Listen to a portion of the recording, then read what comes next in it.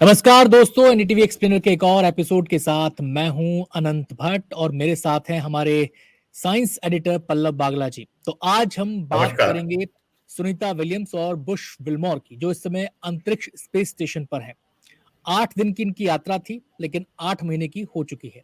अब ये भी तय हो चुका है, इसमें कोई किंतु परंतु नहीं है, इन दोनों की वापसी जो धरती पर होगी वो अगले साल फरवरी में होगी, यानी फरवरी 2025 में होगी। तो इनको वापस लाने का क्या है नासा का प्लान, और कैसे नासा स्पेस एक्स के बाहुबली यानी ड्रैगन क्रू के साथ इनको वापसी का प्लान बना रहा है, इन पहलुओं को, इनकी बारीकियों को हम समझेंगे। इसके अलावा लोगों के जहन में ये भी बहुत सवाल है कि सुनीता विलियम्स की सेहत वहां पे कैसे है, खाने पीने की व्यवस्था क्या है, ऑक्सीजन का व्यवस्था वहां पर क्या है, कैसे वो फिट रह रही हैं। ये तमाम पहलू हैं जो लोगों को जिज्ञासा है, जो लोगों के मन में घूम रही हैं। तो ये तमाम पहलुओं पर आज की हमारी ये चर्चा होगी। तो हम बातचीत का सिलसिला शुरू करते हैं, और पल्लव से जो मेरा पहला सवाल है वो ये है, सुनीता विल्मोर की वापसी का नासा का प्लान आखिर है क्या?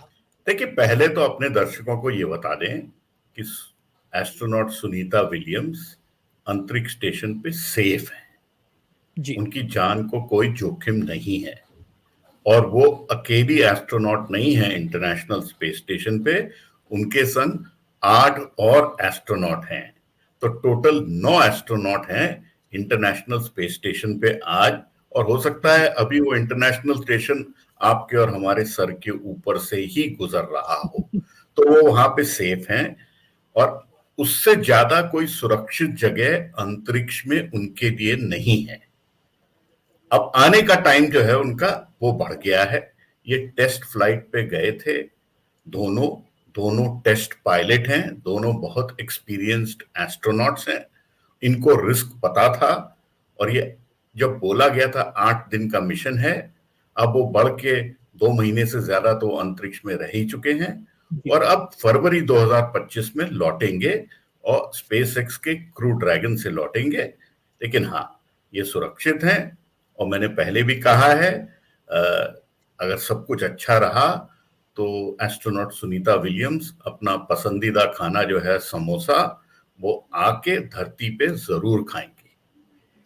चलिए, ये तो आपने बताया स्पेस एक्स के क्रू ड्रैगन से लौटेंगे। इसकी जो पूरा प्लान है, इसकी जो बारीकियां हैं, उनको भी हम समझेंगे, लेकिन जो एक आम आदमी की जिज्ञासा है पहले उन पर बात कर लेते हैं। और वो सुनीता की सेहत को लेकर, सलामती को लेकर ज्यादा है। एक तो संशय आपने लोगों का दूर कर ही दिया कि बिल्कुल सुरक्षित है, कोई दिक्कत वहां पर है नहीं, लेकिन एक एज फैक्टर है। सुनीता 58 साल की है, बुश विल्मोर 61 साल के हैं। अब लोगों का सवाल ये है कि इतने लंबे समय तक अंतरिक्ष में रहने से उनके शरीर पर क्या प्रभाव पड़ सकता है? देखिए, इंटरनेशनल स्पेस स्टेशन में आज 2 दशक से ज्यादा कंटिन्यूअसली ह्यूमन प्रेजेंस रही है, और खुद एस्ट्रोनॉट सुनीता विलियम्स अंतरिक्ष में तीसरी बार गई है। और पहले भी उनकी जो ड्यूरेशन थी फ्लाइट की, वो बहुत लंबी थी।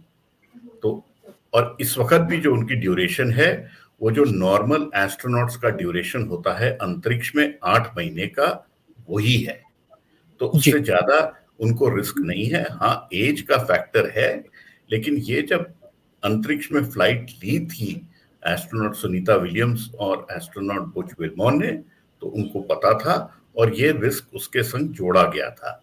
एज के संग उनके संग कोई रिस्क नहीं है। और जब अंतरिक्ष में रहता है कोई, तो वहां पे कई स्टैंडर्ड ऑपरेटिंग प्रोसीजर होते हैं, जिससे कि आपकी बॉडी में जो वेटलेसनेस है, क्योंकि वहां गुरुत्व नहीं है, तो आपकी बॉडी फ्लोट करती है, तो उसके कई कई इम्प्लीकेशंस होते हैं। लेकिन उसके लिए 2 घंटे से ज्यादा कार्डियो की एक्सरसाइज करते हैं हर एस्ट्रोनॉट इंटरनेशनल स्पेस स्टेशन पे, जिससे कि उनका मसल मास बना रहे और उनकी बोन डेंसिटी कम नहीं हो। बोन डेंसिटी पे जरूर फर्क आता है, लेकिन अभी तक जितना है वो मैनेजेबल लिमिट्स में है। और इससे भी लंबे ड्यूरेशन की स्टे हुए हैं इंटरनेशनल स्पेस स्टेशन पे, तो ऐसे कोई घबराने की जरूरत नहीं है।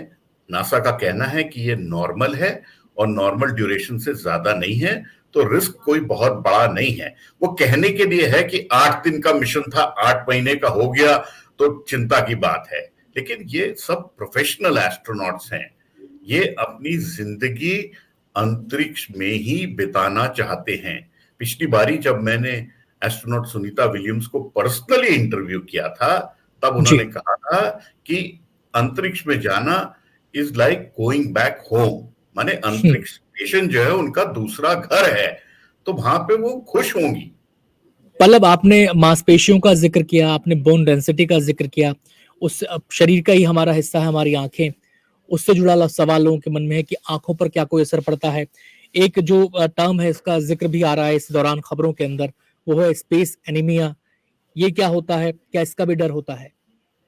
देखिए, कई छोटी छोटी बीमारियां हैं जो कि देखिए जब धरती पे होते हैं तो हमें एक ग्रेविटी के कारण अलग अलग चीजों से हमारी बॉडी एडजस्टेड होती है। जब अंतरिक्ष में होते हैं तो वो ग्रेविटी जब नहीं होती, नियर जीरो ग्रेविटी बोलते हैं उसको, तो उसमें कुछ चेंजेस आते हैं क्योंकि बॉडी को वेट नहीं उठाना है, खाली वेटलेस हो गया है, तो उसके लिए बॉडी में ऑटोमेटिक चेंजेस होते हैं, इसीलिए वो एक्सरसाइज वगैरह करी जाती है, थोड़ा एनीमिया होता है, लेकिन वो जी। सब एनीमिया कंट्रोल के दायरे में है। ऐसी कोई विशेष परेशानी नहीं आएगी उनको। और जहां तक है, खाने पीना तो उनके पास बहुत है और उसके मारे कोई परेशानी नहीं आने वाली। जी। एक सवाल और कॉमन क्वेश्चन है। आपने आपने एक और पूछा था, आंख के ऊपर आंखें, क्या आंखें। इफेक्ट हो। जी। जी, आंखों पे थोड़ा इफेक्ट होता है क्योंकि वेटलेसनेस अगेन, सारी हमारे बॉडी का हर ऑर्गन जो है वो ग्रेविटी को देखते हुए बना है और उसी में काम करता है। थोड़ा फर्क पड़ता है लेकिन ज्यादा फर्क नहीं पड़ता। वापस आने के बाद धरती पे एस्ट्रोनॉट को थोड़ा टाइम लगता है एडजस्ट होने में और वो नॉर्मल हो जाता है। क्या रेडिएशन का भी खतरा होता है? देखिए, रेडिएशन तो थोड़ा ज्यादा होता ही है अंतरिक्ष में, क्योंकि हमारे पास बीच में एटमॉस्फेयर है, हमारे पास बीच में कई तरह से रेडिएशन रुकने की गुंजाइश होती है, ऊपर नहीं होती। लेकिन जो इंटरनेशनल स्पेस स्टेशन है वो ऐसा बनाया गया है कि जिससे उनके ऊपर रेडिएशन का मिनिमम इफेक्ट हो। और इससे पहले भी और एस्ट्रोनॉट रहे हैं, उसमें रेडिएशन से उनका कोई नुकसान नहीं हुआ है। जी। अब ये तो हुई शारीरिक पहलू की बात। अब इसके मनोवैज्ञानिक इफेक्ट भी क्या होते हैं, वो कितना, उनका कितना असर है? देखिए, एक कन्फाइंड स्पेस में रहने में एक मनोवैज्ञानिक इफेक्ट तो होता है। अगर आपको भी बंद कर दिया जाए कमरे में, खासकर मुझको तो बंद कमरे में रहने में बहुत घुटन होती है, और बंद कमरे में अगर बंद कर दिया जाए तो बहुत परेशानी होती है। लेकिन जब एस्ट्रोनॉट का चयन किया जाता है, जैसे भारत के एस्ट्रोनॉट जो 4 डेजिग्नेट हैं गगन यात्री, उनका जो चयन हुआ था, उसमें भी उनको एक कन्फाइंड स्पेस में कई दिनों तक रख के टेस्ट किया जाता है। मैंने वो कमरा देखा है जहां ना अंधेरा है, जहां पूरा अंधेरा होता है, खिड़की है नहीं जी। होती, दरवाजा बंद हो जाता है डबल डोर से, और उसमें कई दिनों तक रहना पड़ता है। खाना एक खिड़की से आता है जो दिखता नहीं है किसने दिया। तो ये सारे टेस्ट धरती पे किए जाते हैं। और अगर किसी को क्लॉस्ट्रोफोबिया हो तो उसको एस्ट्रोनॉट के लिए नहीं चयन किया जाता है। तो अब बंद अगला बंद एक बेसिक सवाल। जी। अगला एक बेसिक सवाल और है लोगों के जहन में, वो है कि खाने पीने की, सोने की व्यवस्था क्या है, ऑक्सीजन की व्यवस्था क्या है, कहीं ऑक्सीजन कम तो नहीं पड़ जाएगी, कहीं उसकी वजह से कोई दिक्कत तो नहीं हो जाएगी? देखिए, 9 एस्ट्रोनॉट हैं। इंटरनेशनल स्पेस स्टेशन जो है वो फुटबॉल फील्ड के साइज का है। उसमें हर वक्त 4 महीने से ज्यादा का सप्लाई होता है, पानी का, ऑक्सीजन का, खाने का, कपड़ों का, इसका सप्लाई होता है। पानी वहां पे पूरी तरह से रिसाइकिल किया जाता है। जो स्वेट है, जो यूरिन है, वो भी रिसाइकिल होके वापस ड्रिंकिंग वाटर बनता है। खाना जैसे जाता है, उसके लिए सप्लाई मिशन जाते हैं अंतरिक्ष में। और अभी ही हाल में एक बड़ा सप्लाई मिशन गया था, और आने वाले टाइम में एक सप्लाई मिशन, कार्गो मिशन बोलते हैं उसको, वो भी अंतरिक्ष स्टेशन पे जाएगा।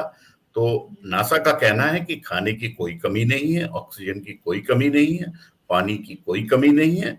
और कभी भी अगर जरूरत होती है, ऐसी कोई इमरजेंसी हो जाए, तो वापस आने के तरीके हैं जल्दी से लाने के। तो ऐसे कोई टेंशन की जरूरत नहीं है कि कोई उनको परेशानी आ जाएगी। और अभी भी जब गए हैं तो उनके पास सप्लाई थे और सप्लाई आगे भी है। और देखिए अभी क्रू वहां पे ऐड होंगे, और अभी जी अभी 9 हैं, थोड़े और बढ़ेंगे वहां पे, इनके आने तक जी और लोग जाने वाले हैं। तो जी इंटरनेशनल स्पेस स्टेशन पे काफी सप्लाईज हैं, उससे कोई खतरे की जरूरत नहीं है।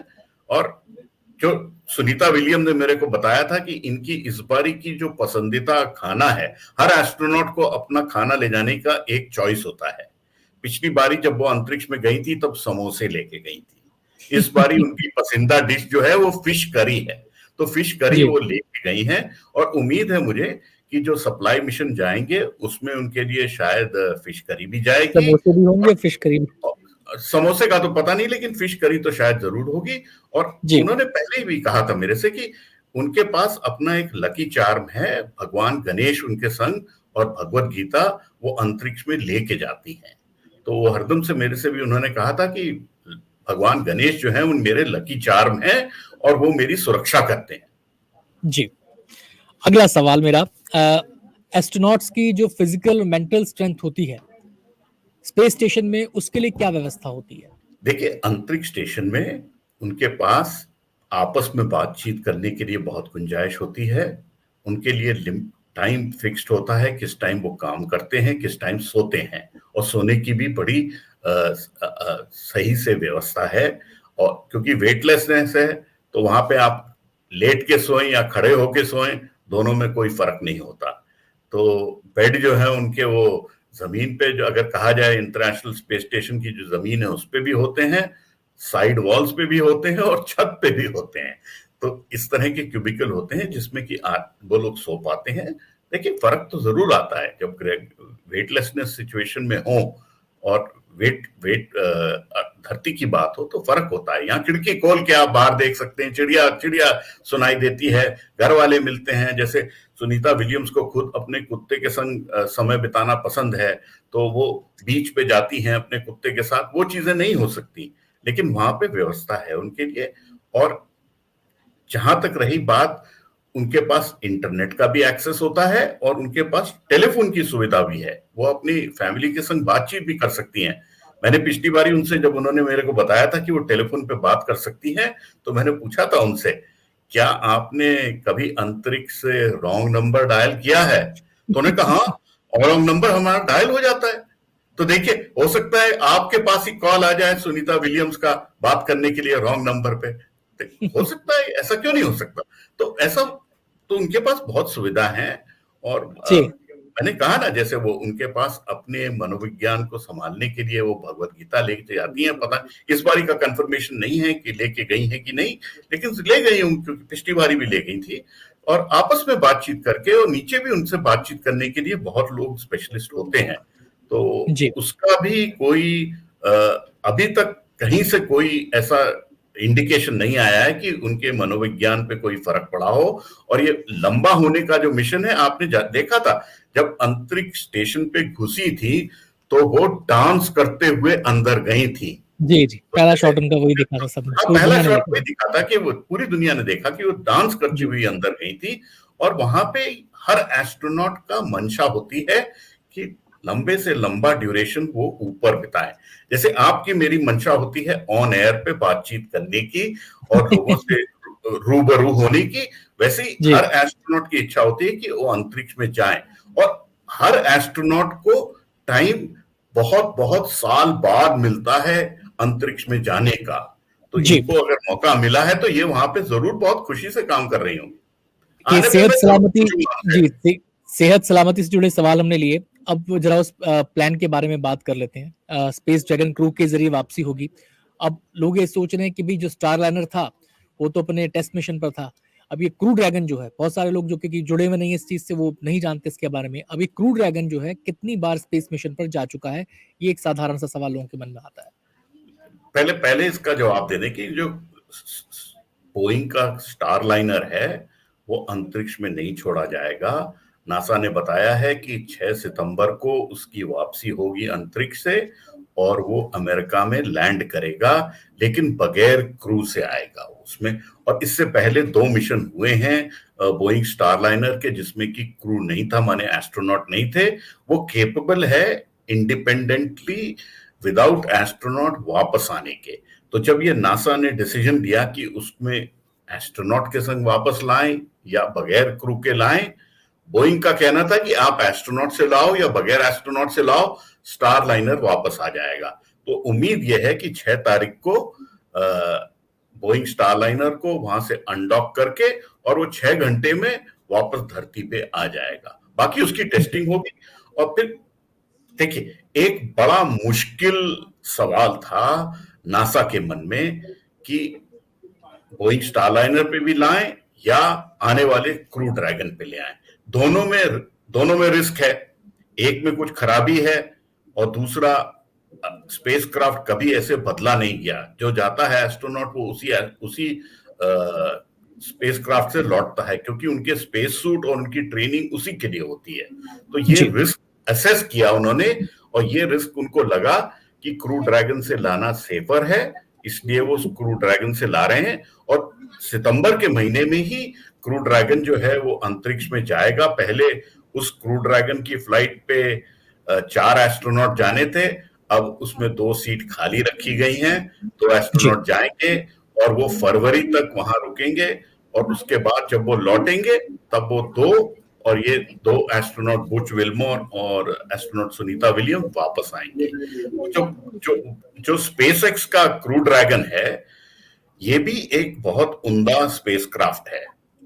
जब नासा ने कमर्शियल फ्लाइट करने की सोची थी, इसके पहले वो नासा अपने ही फ्लाइट बनाता था, अपने ही स्पेसक्राफ्ट से भेजता था।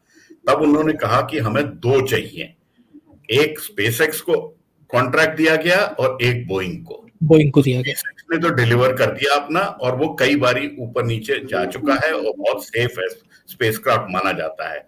और आने वाले टाइम में भारत का जो गगनयात्री अंतरिक्ष में जाएगा इंटरनेशनल स्पेस स्टेशन पे, वहीं पे जहां सुनीता विलियम्स हैं अभी, वहीं पे जाएगा।